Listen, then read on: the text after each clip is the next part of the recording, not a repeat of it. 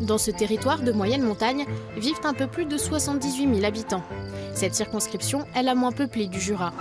L'actualité de Saint-Claude, la plus grande ville, est marquée par le projet de réorganisation de l'hôpital. Les élus craignent la fermeture de l'établissement. Après 5 ans dans l'opposition, la députée sortante des Républicains Marie-Christine Dallo espère faire partie de la majorité parlementaire pour pouvoir agir.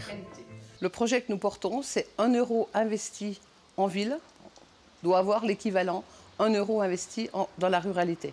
C'est comme ça qu'on aidera la ruralité. Un vrai plan Marshall, un moratoire sur la fermeture des services publics.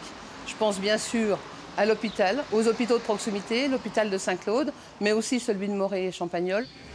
Le maire de Saint-Claude s'est déclaré candidat au dernier moment. Sa principale motivation, défendre l'hôpital. Rencontrer les décideurs au plus haut niveau en direct et les convaincre. Il faut qu'ils viennent à Saint-Claude, qu'ils viennent dans le Jura pour se rendre compte de ce que c'est notre spécificité géographique et topographique.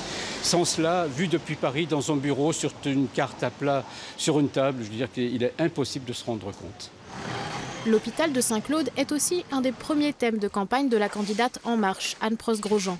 Elle compte se servir de son réseau au gouvernement pour sauver ce service public et elle défend le projet d'Emmanuel Macron en matière de santé. Dans le projet d'Emmanuel Macron, il y a une lutte contre la désertification des campagnes et il a proposé un doublement des maisons de santé. Mais je pense qu'il ne s'arrêtera pas là et qu'il sera très sensible au fait qu'on ne peut pas laisser un territoire isolé sans hôpital et sans soins médicaux. Nathalie Dessaigne, la candidate du FN, veut appliquer une proposition de Marine Le Pen, supprimer l'aide médicale d'État aux étrangers en situation irrégulière pour que la sécurité sociale réalise des économies. Le problème, c'est que la sécurité sociale est en déficit, donc ne peut pas aider les hôpitaux. Et puis deuxièmement, les hôpitaux, comme tous les services publics, ne sont pas là pour être rentables. Donc c'est normal qu'un hôpital soit déficitaire puisque la santé n'a pas de prix. La France insoumise a lancé partout en France des ateliers citoyens, notamment autour de la santé. La candidate Julie Lançon veut s'appuyer sur ces propositions pour maintenir les services hospitaliers. Concrètement, on défend d'un point de vue plus national une défense du service de santé et du service public en général, avec une restructuration. On est contre les ARS, donc automatiquement on ira sur cette politique. Les écologistes, le PS et le PC, qui présentent une candidature commune, défendent quant à eux une autre distribution des fonds pour financer les hôpitaux.